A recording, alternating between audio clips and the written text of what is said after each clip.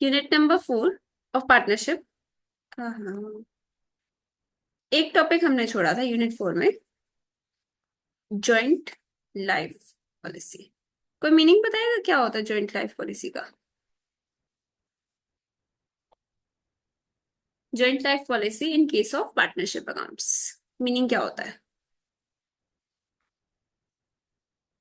Partners की life policy jointly, और साक्षी कह रही है सारे पार्टनर्स के साथ में इंश्योरेंस। ठीक है, देखो हम ना दो तरह से पॉलिसी ले सकते हैं, separate life policy, joint life policy.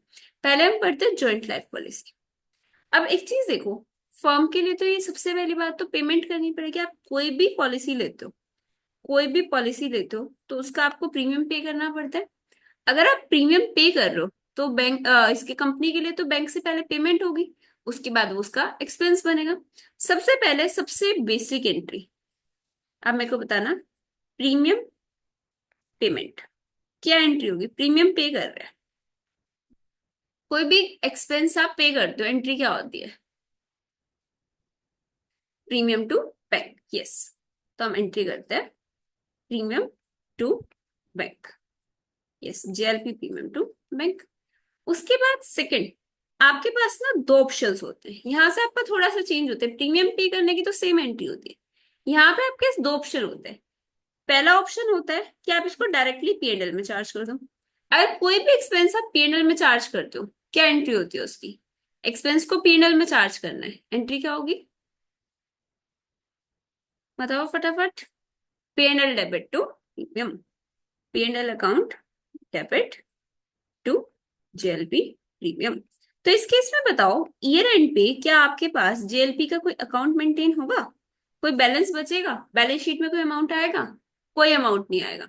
हमने पूरा का पूरा एक्सपेंस, सपोज हमने 5,000 का प्रीमियम पे करा, 5,000 भी किससे चार्ज कर दिया? पेनल अकाउंट से। तो आपको बैलेंस शीट में, यस वंशिका, क्योंकि इसको एक्सपेंस माना, बैलेंस शीट में कोई भी अमाउंट शो नहीं होगा, कोई भी एसेट शो नहीं होगा। ठीक है।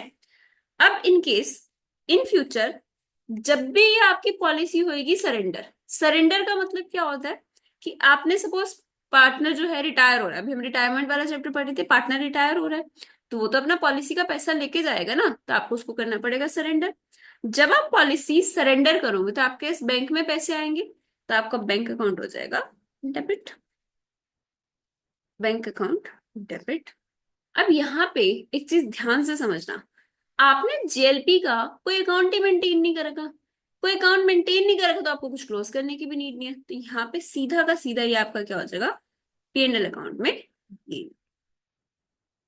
ये चीजें समझ आई? सबसे पहले हमने प्रीमियम पे करा, जेएलपी प्रीमियम टू बैंक। उसके बाद हमने कहा कि हम इसको पूरा का पूरा एक्सपेंस मान के पीएनएल से चार्ज करें, PNL account debit to JLP premium. और लास्ट हमने क्या बोला कि जब भी हम वो सरेंडर करेंगे तो क्या आ जाएगा उसका? गेन आ जाएगा, bank account debit to PNL account. ठीक है, यहां तक समझ आया? ये सो नो? बेसिक तीन एंट्रीज पढ़ी हमने, premium payment, expense write off. ठीक है साक्षी, थर्ड एंट्री बता देती हूँ। थर्ड एंट्री क्या है?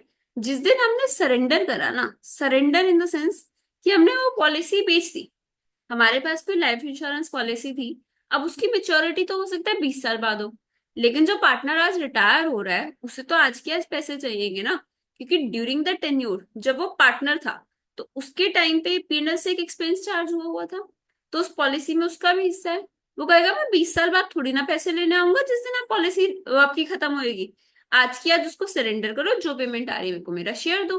तो आपने पॉलिसी कर दी सरेंडर, उस दिन जितने पे भी सरेंडर होएगी वो बैंक में पैसे आ जाएंगे, और वो आपके लिए गेन हो जाएगा, क्योंकि आपने जेएलपी का कोई अकाउंट मेंटेन नहीं कर रखा होता, हमने कोई इसको एसेट बना के नहीं छोड़ रखा था, हमने पूरा का पूरा एक्सपेंस पीएनएल से चार्ज कर दिया था, तो आपके लिए तो कोई एसेट था ही नहीं। अब पूरा आपके लिए क्या हो जाएगा? पीएनएल अकाउंट में गेन। ये चीज समझ आई साक्षी? यस और नो? मैम हमने तो पीएनएल की जगह जेएलपी अकाउंट बनाया था, ये राइट ऑफ कर दिया ना इसको, JLP premium account debit to bank, PNL account debit to JLP premium, ये पूरा राइट ऑफ कर दिया था हमने। ये फर्स्ट वाला केस पढ़ रहे हैं हम। इसकी पीडीएफ मिल जाएगी, मैं आपको इस चैप्टर की पीडीएफ बना के दे दूंगी, वर्किंग की नहीं, चैप्टर की बना के दे दूंगी, ठीक है? नोट्स। ये देखो साक्षी, हम ना दो केसेस कर सकते हैं। पहला केस होता है कि हमने जेएलपी प्रीमियम टू बैंक करा, उसके बाद हम पूरा का पूरा पीएनएल से राइट ऑफ नहीं कर रहे। बट हम अब एक हैं पहले केस में, यहाँ पे हम कह रहे हैं पूरा पीएनएल से राइट ऑफ करेंगे। दो केसेस होते हैं, एक तो इसको एक्सपेंस मान लो, एक इसको एसेट मान लो। जो मैं अभी केस बता रही हूँ ना, उसमें हम इसको मान रहे हैं एक्सपेंस, और एक्सपेंस मान के हम इसको पूरा का पूरा पीएनएल से राइट ऑफ कर चुके। मैम हमने करवाई थी bank to JLP, then JLP to ABC, bank to JLP. ये सेकंड केस है साक्षी, जो आप बता रहे हो ना जेएलपी वाला, बैंक टू जेएलपी, ये सेकंड केस है। अभी हम फर्स्ट केस कर रहे हैं, जो आप बता रहे हो उसमें हमने जेएलपी को एसेट मान रखा, तो वो इसके बाद बताऊंगी। अभी हमने क्या मान रखा है, जेएलपी को एक्सपेंस मान के पूरा अमाउंट पीएनएल से चार्ज कर रखा है। ठीक है। अगर डायरेक्ट बैंक टू एबीसी कर दिया पीएनएल में, ट्राई प्रेफर करना पीएनएल में करना, गेन शो किए बिना नहीं, पहले पीएनएल में करना उसके बाद डालना। ठीक है, कैपिटल में। फर्स्ट केस में, फर्स्ट केस में ये लिखी हुई है। नहीं नहीं नहीं, फिर आपको हो सकता है ना फर्स्ट केस पहले वो करा रखो। मैं चलो आपको एक क्वेश्चन के थ्रू दिखाती हूँ, आप कंफ्यूज मत हो। इलस्ट्रेशन देखो, इलस्ट्रेशन नंबर 7। आप केस की हेडिंग पर ना साक्षी, जो भी आपने नोट्स बना रखे हैं उसमें ना ये नहीं लिखा होगा कि उसको हम एक्सपेंस मान रहे हैं, उसमें बोला होगा कि हम उसको एसेट मान रहे हैं। ये वाला क्वेश्चन देखो, illustration number 7। Red, white and black, तीन पार्टनर्स है, shared profits and losses in the ratio of 5:3:2. They took out a joint life policy in 2018 for rupees 50,000. 50,000 की उन्होंने एक पॉलिसी ली है। Premium of 3,000 being paid annually on 10th June. 10th जून को आप 3,000 का premium पे करते हो हर साल। The surrender value of policy on 31st December of various years was as follows. 2018 में ही आपने सरेंडर कर दिया तो नील वैल्यू। सरेंडर वैल्यू पता है क्या होती है, कि आपने जिस टाइम पे सरेंडर करा, पॉलिसी वाले, इंश्योरेंस कंपनी वाले आपको कितना पैसा देंगे। तो 2018 में तो वो कह रहे हैं नील, इसी साल तो पॉलिसी कराई, अभी के अभी बेच रहे हो तो हम कुछ नहीं देंगे। 2019 में सरेंडर करा तो 900, 2020 में करा तो 2000, 21 में करा तो 3600। ब्लैक रिटायर्स ऑन 15 अप्रैल 2022। 15 अप्रैल को ब्लैक रिटायर हो गया, ये वाला partner. Prepare ledger accounts assuming no life joint life policy account is maintained. ये वाला ना साक्षी, ये देखो ऐसा लिखा हुआ, इसका मतलब क्या है कि हम इसको एज एन एक्सपेंस ट्रीट करें। ये समझिएगा, इसको हम एक्सपेंस ट्रीट करें। No joint life policy account is maintain. अब एक चीज बताओ, हर साल हम प्रीमियम कितना पे कर रहे हैं, 3,000 रुपीज का।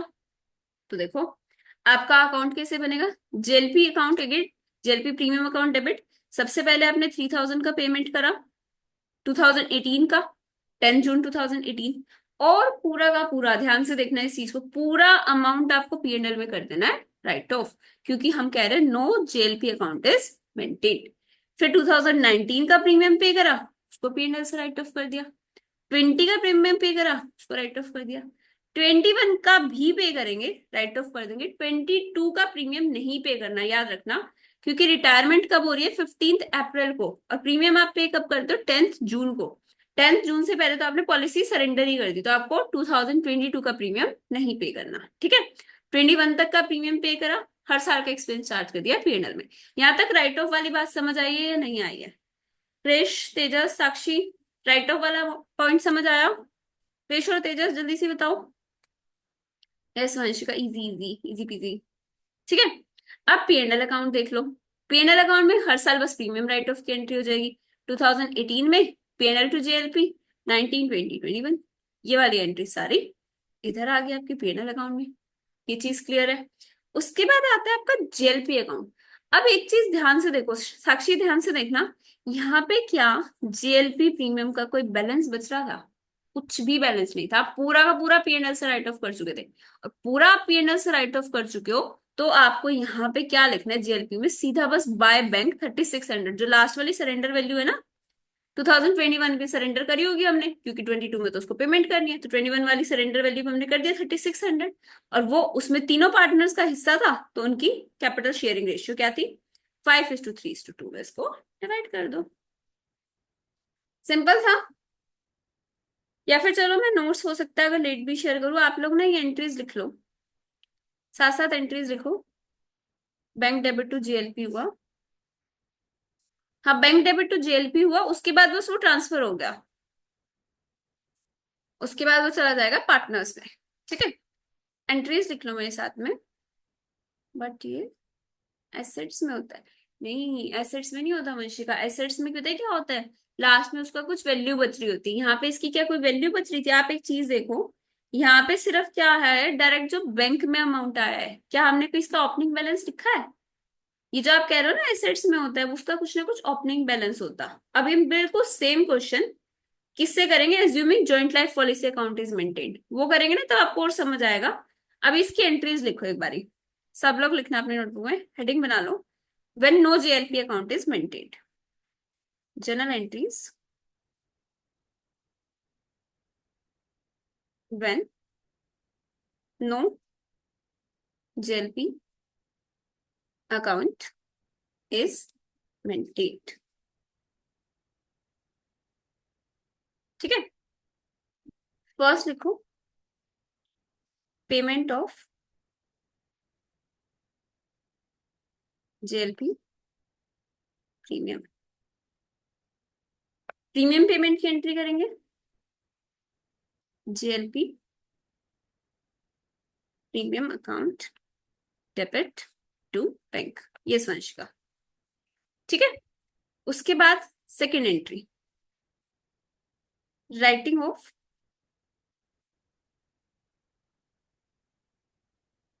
JLP premium as expense. Write off करेंगे, यस, हमारी एंट्री बन जाएगी P&L account debit to JLP premium. Third case में हम ये जब सेल कर देंगे, सरेंडर कर देंगे, तो एंट्री क्या हो जाएगी आपके बैंक में पैसे आ जाएंगे, when JLP is surrendered. Bank account debit, bank account debit to JLP account. ठीक है, यहाँ पे लिख दो सरेंडर वैल्यू, इसके सामने लिखो प्रीमियम पेड, और इसके सामने भी लिख दो प्रीमियम पेड। ठीक है, जितना भी अमाउंट आपने प्रीमियम का पे करा है वो राइट ऑफ कर दो। फोर्थ एंट्री, अब ये जो अमाउंट में पैसा बैंक में पैसा आया, उसको क्या करोगे, पार्टनर्स कैपिटल अकाउंट में डिवाइड कर दोगे। JLP distribution to partners.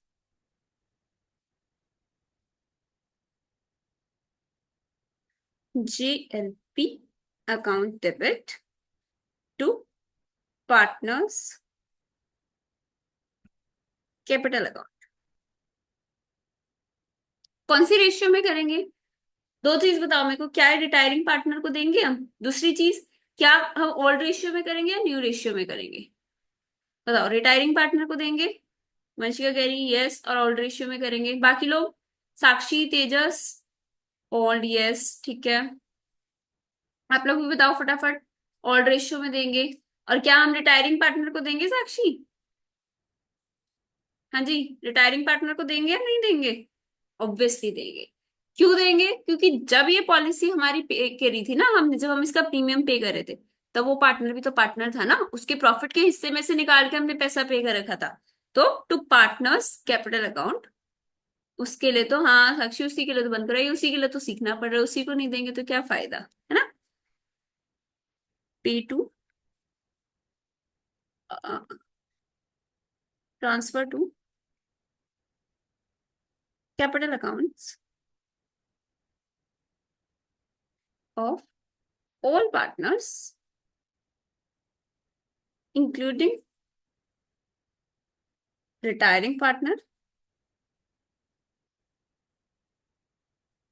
in all profit sharing।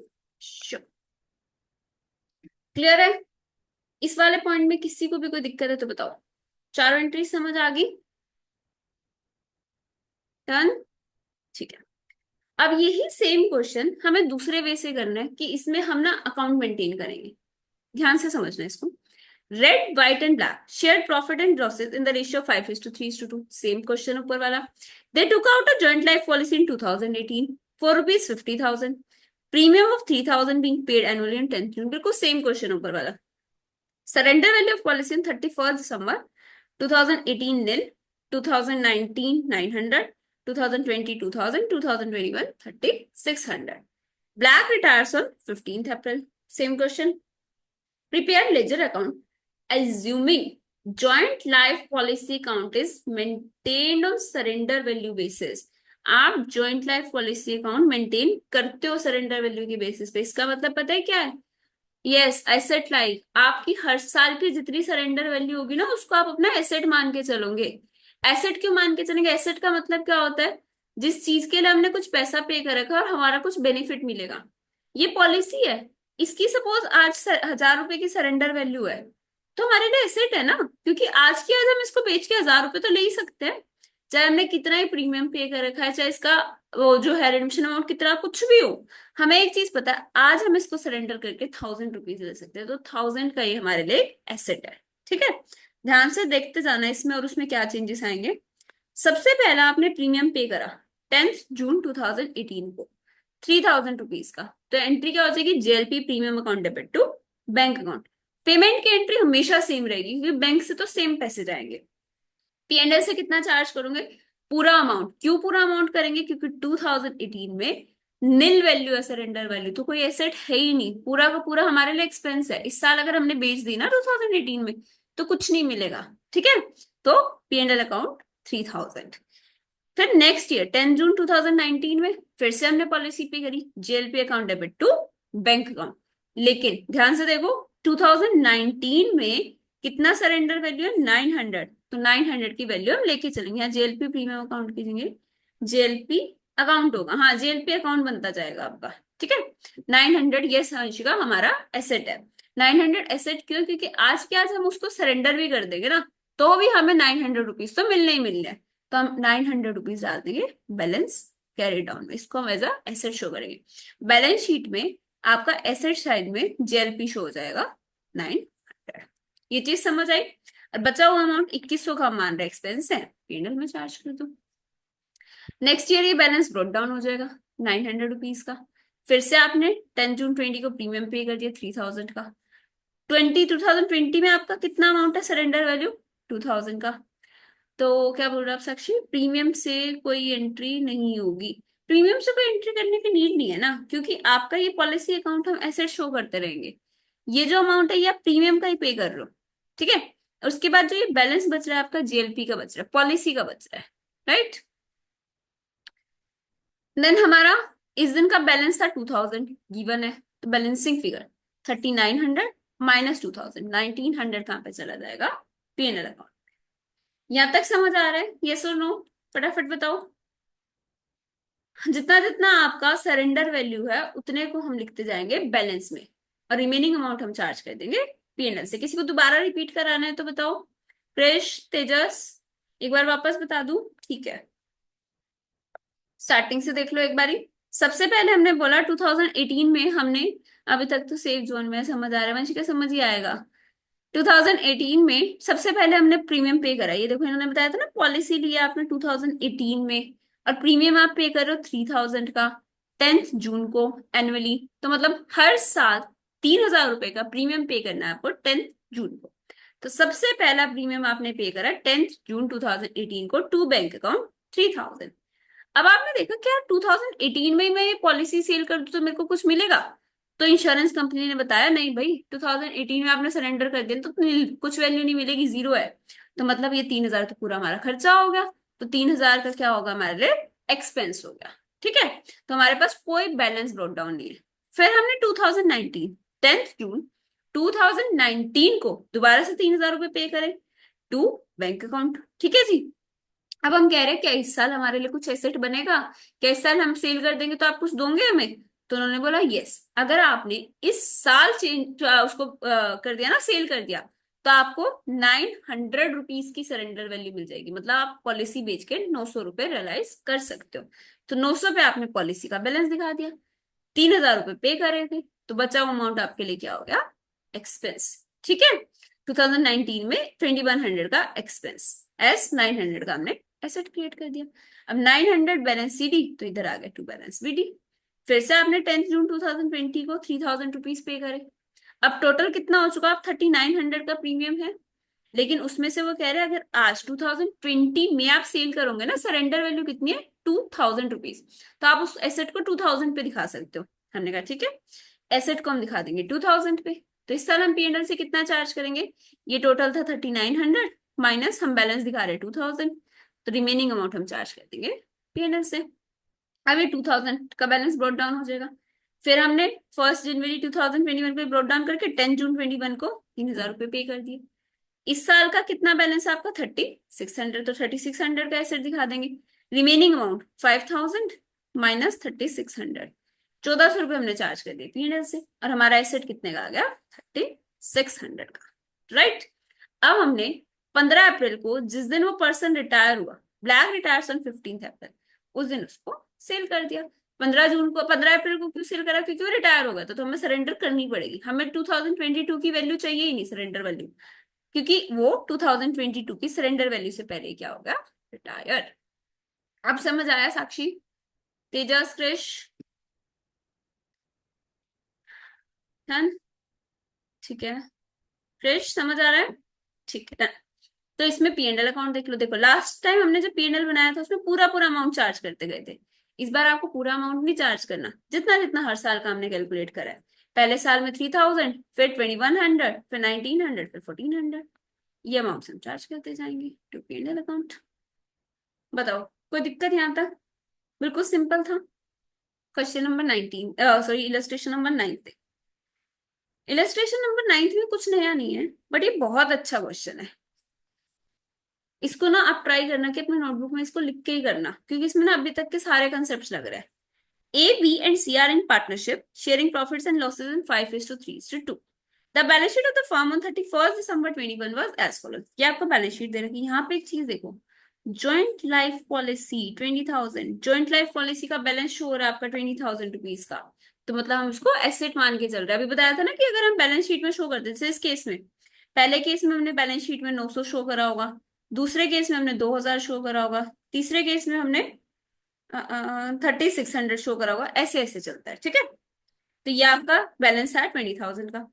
On 1 January 2022, balance sheet दे रखे हैं 31 दिसंबर 2021 की। 1 जनवरी 2022 को एक पर्सन रिटायर हो रहा है, सेम ही डेट है, एक ही दिन आगे पीछे है। A wants to retire, B and C agreed to continue 2:1। Joint life policy was taken on 1st January 2017 for rupees 1 lakh, and its surrender value on 31st December 21 was 25,000। एक चीज देखो ध्यान से, बैलेंस शीट भी इसी दिन की है और वैल्यू भी हम इसी दिन की बता रहे हैं। तो ये क्या हो रहा है, आपका अपवर्ड रिवैल्यूएशन हो रहा है एसेट में। जॉइंट लाइफ पॉलिसी को आपने एक एसेट दिखा रखा है ना 20,000 का, और हम एस्टिमेट कितने का कर रहे हैं, वो 25,000 का। तो ये एसेट 5,000 से अपवर्ड रिवैल्यू हो रहा है, ठीक है। For the purpose of A's retirement, goodwill was raised for rupees 1 lakh. Sundry fixed assets were revalued for 1,10,000. But B and C do not prefer to show such increase in assets in balance sheet. Memorandum revaluation account याद है, हमें assets में increase show नहीं करना, हम क्या करेंगे, सिर्फ उसका गेन और लॉस ट्रांसफर कर देंगे। As also they agreed to bring necessary cash to recharge 50% of A's claim, to make the bank balance 25,000 and to make their capital proportionate। हर एक वर्ड इंपॉर्टेंट है इसमें। इन्होंने क्या बोला कि यहां तक ये बोला कि इंक्रीज आपको शो नहीं करना, मतलब कि हमें मेमोरेंडम रिवैल्यूएशन अकाउंट पे जाना है। दूसरी बात उन्होंने बोला नेसेसरी कैश लेकर आना है, 50% ऑफ एज क्लेम डिस्चार्ज करना है। 50% डिस्चार्ज करना है मतलब 50% ए के लोन में जाएगा। फिर उन्होंने बोला बैलेंस आपको कैश का चाहिए 25,000, अभी बैलेंस कितना है 10,000, मतलब 15,000 का कैश वो और लेकर आएंगे। And to make their capital proportionate, make their capital proportionate कल बताया था एक इलस्ट्रेशन में। मेक देयर कैपिटल प्रोपोर्शनेट का मतलब क्या होता है, आपको नेट एसेट्स निकालने हैं, that is assets at revalued amount minus liabilities at revalued amount. Yes, capital find करनी है न्यू में, ठीक है। और जो भी अमाउंट आएगा इसको इनके न्यू प्रॉफिट शेयरिंग रेशियो में डिवाइड कर दो, हमें उतनी कैपिटल चाहिए। क्लियर। तो क्वेश्चन सिंपल ही है एकदम। इसमें मैं आपको ना नॉर्मली रीड करा देती हूँ, वर्किंग नोट्स पे आ जाओ। सबसे पहले गुडविल, इन्होंने बोला था गुडविल आपकी आ रही है 1 लाख रुपीज की। उसके बाद इन्होंने क्या बोला था आगे, सन्ड्री फिक्स एसेट्स को आप 1,10,000 पर वैल्यू करो, कितने के शो करके 80,000 के, तो 30,000 का आपको हो गया गेन, डाल दो मेमोरेंडम रिवोल्यूशन अकाउंट में। जॉइंट लाइफ पॉलिसी शो कर रखी 20 की, आप मान लो 25 की, 5,000 का गेन होगा, 25,000। फिर आपका क्या आ गया, टोटल वैल्यू 1,35,000, क्योंकि कुछ लॉस तो आ ही नहीं रहा। तो इसके केस में ए जो रिटायरिंग पार्टनर है उसका शेयर कितना था, ए का शेयर था 5/10, तो आप उसको दे दो 5/10 शेयर, मतलब 67,500। अब ए का देख लो, ए की कैपिटल कितनी थी, 50,000, 50,000 की कैपिटल प्लस 67,500, टोटल अमाउंट कितना हो गया ये, 67,500 प्लस 50,000, 117,500। ठीक है, इसका 50% अमाउंट हमें उसको पे कर देना है, एंड 50% अमाउंट हमें क्या कर देना है, लोन अकाउंट में ट्रांसफर कर देना है। कितना आ जाएगा 50% अमाउंट, 117,500 इंटू 50%, तो 58,750। बैंक से हम पे कर देंगे 58,750, और लोन में हम ट्रांसफर कर देंगे 58,750। ठीक है जी। अब हमने क्या करना है, गेनिंग रेशियो निकाल लेनी है। गेनिंग रेशियो देख लो कैसे आएगी, बी और सी की रेशियो पहले कितनी थी, बी की रेशियो अब कितनी हो गई है, 2/3, और पहले रेशियो कितनी थी, 3/10। कितना आ गया, गेन कितना आ रहा है, न्यू माइनस ओल्ड,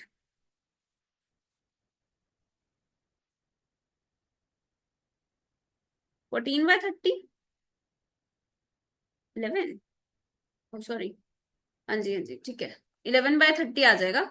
और इसका कितना आएगा, सी का कितना आ जाएगा, सी का बताओ।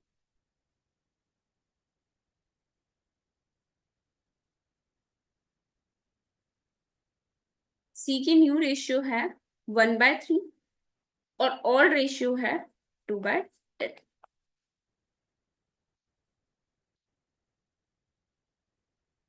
4/30, तो इनका कितना होगा, 9:4। ठीक है, 9:4 में ये गेन कर रहे हैं। तो ये जो भी अमाउंट हमें सी को ट्रांसफर करना है, ये वाला अमाउंट आया था ना 67,500, जो ए का गेन आया था, वो दोनों किस रेशियो में देंगे, 9:4 के रेशियो में। B capital account debit, S capital account debit to, C capital account debit to S capital account, gaining partners to sacrificing partners. ये एंट्री समझ आ गई, 11:4 में। ये एंट्री सबको समझ आई या नहीं आई, gaining partners to sacrificing partner. ठीक है, उसके बाद हमें क्या करना है, ए का कैपिटल अकाउंट देख लो। अभी देखा था हमने, ए को 1,17,500 देना है, जिसमें से 50% बैंक से पे कर दिए, 50% लोन में ट्रांसफर कर दिए। तो S capital account debit to S loan account to bank account, simple entry थी। थर्ड एंट्री हमें इनकी कैपिटल से एडजस्ट करनी है। एसेट्स देख लो, टोटल एसेट्स थे 1,90,000 के। ठीक है जी, इसमें एडिशनल बैंक बैलेंस लेकर आना है आपको 15,000 रुपए का। बैंक लोन आपका 40,000 का था, सन्ड्री क्रेडिटर्स 30,000 के थे, ए का लोन आपने नया डाल दिया, ये बैलेंस बचा। और इनकी न्यू रेशियो कितनी है, न्यू रेशियो इज 2:1, 2:1 में इसको ट्रांसफर कर दो। अब हम कह रहे हैं इनकी कैपिटल होनी चाहिए इतनी, कैपिटल अकाउंट बना के देख लो कैपिटल कितनी है, जितना भी बैलेंसिंग फिगर होगा वो अपने बैंक में पैसे ले आएंगे। ये पॉइंट पहले भी करा था, समझ आ गया। ये इनके ओपनिंग बैलेंसेज है, ये जो हमने अपने फर्स्ट एंट्री में अमाउंट ट्रांसफर करा था 67,500, वो वाला है, ये वाला। फिर ये ए का जो कैपिटल अमाउंट में डाला हमने और क्लोज कर दिया पेमेंट करके, ये इनकी एडजस्टमेंट एंट्री है। सबका क्लियर, ठीक है। ये वाला क्वेश्चन ना एक बार सॉल्व करके देख लेना, अभी हमने जस्ट रीड करा, ये जो न्यू कैपिटल अकाउंट निकाली है 20th में डिफिकल्ट वे से कराई थी। आपका बैलेंस ठीक आना चाहिए बस, वंशिका, डिफिकल्ट इजी में तो कुछ नहीं होता। उसमें हो सकता है ये कराओ कि पहले यहाँ पे क्लोज करा दिया हो एक बारी टू बैलेंस बीडी करके, और उसके बाद देखो कंपेयर कराओ, शायद ऐसा करा होगा ना। आप जो पहले इसका क्वेश्चन देखोगे ना, इससे पहले जो इलस्ट्रेशन है, illustration number I guess third या सेकंड जो भी थी, उसमें ऐसे ही कर रखा है, पहले क्लोज करा है, यहाँ पे आके इसको पहले क्लोज कर दिया, बैलेंसेस निकाल लिए, उसके बाद हमने देखा है होनी कितनी चाहिए थी, जो डिफरेंस आया होगा बैंक में पैसे आ गए। कोई दिक्कत नहीं, आप ऐसे कर देना, ठीक है, जैसे आपको कंफर्टेबल। अच्छा जी, सेपरेट लाइफ पॉलिसी क्या होती है, न्यू कैपिटल भी अलग वे में, नहीं न्यू कैपिटल तो ऐसे ही आती है, उसमें तो कुछ अलग नहीं होता।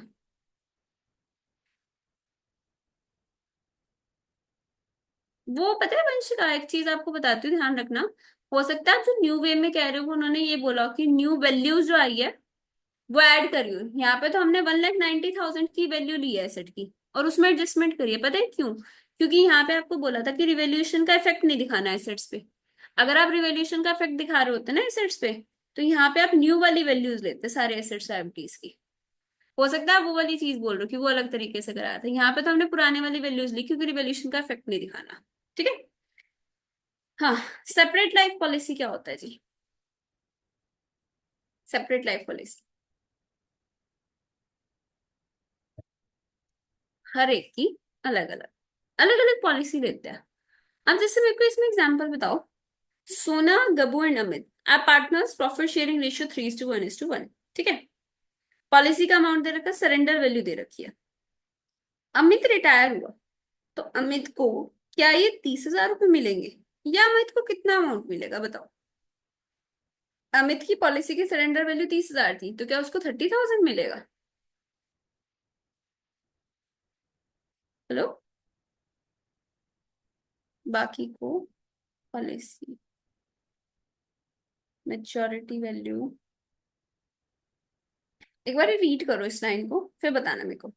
Instead of life policy taken jointly on the name of all the partners may take individual life policy for each of them by paying the premium from the from से पे कर रहे हो।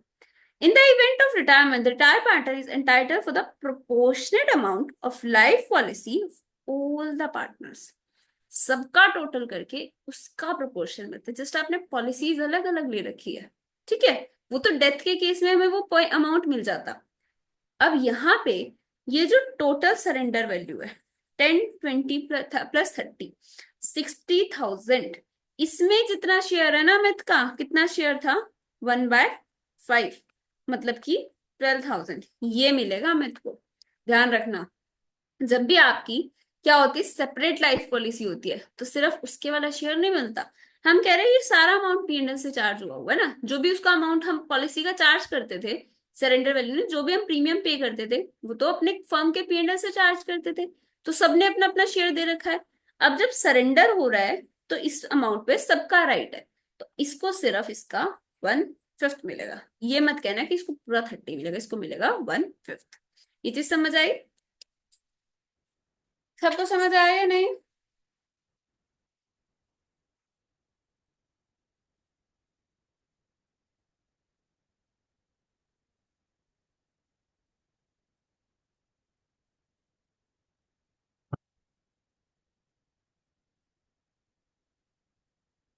सरेंडर वैल्यू में खुद का share नहीं साक्षी, सबके शेयर का एक प्रोपोर्शनेट अमाउंट।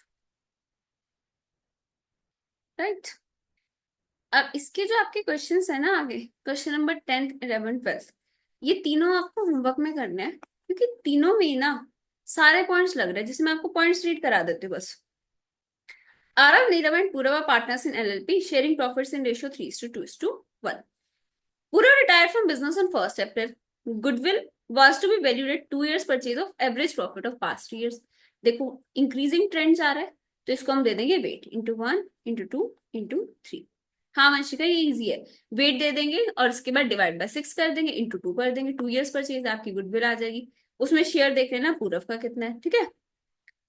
हाँ बिना जेएलपी का है। Goodwill was not to be raised, provision for doubtful debts बनाना है 5%, मशीनरी डेप्रिशिएट करनी है 10%, स्टॉक रिवैल्यू करना है, बिल्डिंग एप्रिशिएट, एडिशनल कैपिटल आनी है, बैलेंस इमीडिएटली पे कर देंगे, रिवैल्यूएशन अकाउंट बनाना है, partners capital account, bank account, balance sheet. ये सबको करना है होमवर्क में। ठीक है। आप लोग ना होमवर्क करके पीडीएफ भेज नहीं रहे हो, तो भेजनी है ये। क्वेश्चंस कर लो, इसके इंपॉर्टेंट चैप्टर है। मतलब एक चीज देखो, आप ऐसे जेएलपी जेएलपी के पीछे भागते रहोगे और इलस्ट्रेशन नंबर 10th आ जाए एग्जाम में, कितना अच्छा लगेगा आपको। फिर आपको कितना याद आएगा वंशिका, इजी इजी करते हुए इजी क्वेश्चन आ गया, है ना? सुकून आ जाएगा साक्षी। हाँ।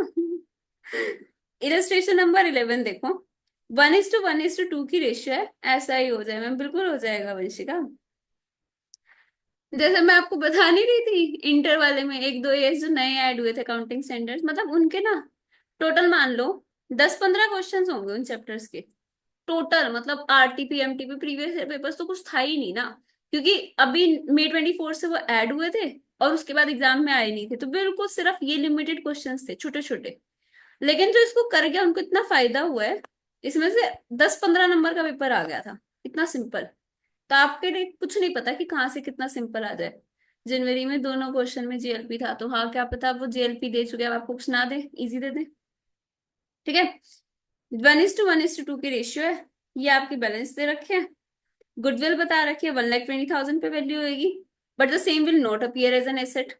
बिल्डिंग अप्रिशिएट हो रही है, प्लांट डेप्रिशिएट हो रहा है, इन्वेस्टमेंट सत्यम ले रहा है फुल सेटलमेंट में, प्रोविजन 5%, टोटल कैपिटल बता दी, अमाउंट रिटायरिंग उसमें लोन में जाएगा, जर्नल एंट्रीज देनी है और बैलेंस शीट बनानी है। अगेन जेएलपी का क्वेश्चन नहीं है, इजी क्वेश्चन हो जाएगा। नेक्स्ट क्वेश्चन देखो,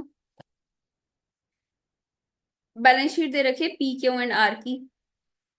लॉसेस किस शेयर में, पी प्रॉफिट एंड लॉसेस किस रेशियो में शेयर करते हैं, इनकी कैपिटल की रेशियो में, मतलब कि 2:3:2 में। 1 अप्रैल को पी रिटायर हो रहा है, remaining partners business carry on करेंगे, रिवैल्यूएशन हो रहा है, revaluation revaluation revaluation revaluation revaluation unrecord investment, goodwill की बात कर रहे हैं। ठीक है, उसके बाद टोटल कैपिटल सेम, अमाउंट 50-50%, फिर से कोई भी पॉलिसी का बात नहीं कर रही, और आपके इलस्ट्रेशन कंप्लीट। ठीक है, ये देख लो प्रैक्टिकल क्वेश्चन नंबर 1। 3 पार्टनर्स हैं, प्रॉफिट लॉसेस उनकी कैपिटल की रेशियो में है, और राम रिटायर हो रहा है, रिवेल्यूशन हो रहा है, land and building machinery closing stock provision और क्रेडिट। इसमें एक है joint life policy of partners surrender and cash obtained 60,000। अब इसमें देखो क्या बैलेंस शीट में कहीं आपको जेएलपी का बैलेंस शो हो रहा है, बैलेंस शीट में हो रहा है या नहीं हो रहा, नहीं हो रहा, तो हमने इसको एक्सपेंस माना था, यस वंशिका हमने इसको एक्सपेंस मान रखा था। अब जिस दिन ये रिसीव हो जाएगा, नॉर्मली हमारे पास तो बैंक में पैसे आ जाएंगे, बैंक टू जेएलपी, और हम क्या कर देंगे, JLP to partners old ratio में। ठीक है, बस इतना ही करना है, 2 एंट्री होंगी इसकी और कुछ नहीं होना। गुडविल रिवैल्यूएशन हो रहा है, ये हो गया 50% रिटायरमेंट पे, 50% विद इन 1 ईयर। ऐसी जेएलपी आएगी तो चलेगा, हाँ साक्षी ऐसी ही आएगी, जैसी भी आएगी आपको आएगी, बस आपसे हो जाएगी। नेक्स्ट क्वेश्चन देखो, 3:2:1 की रेशियो है, अगेन जेएलपी का कोई बैलेंस नहीं है, ए रिटायर हो रहा है, प्रॉफिट एंड लॉसेस का बैलेंस दे रखा है।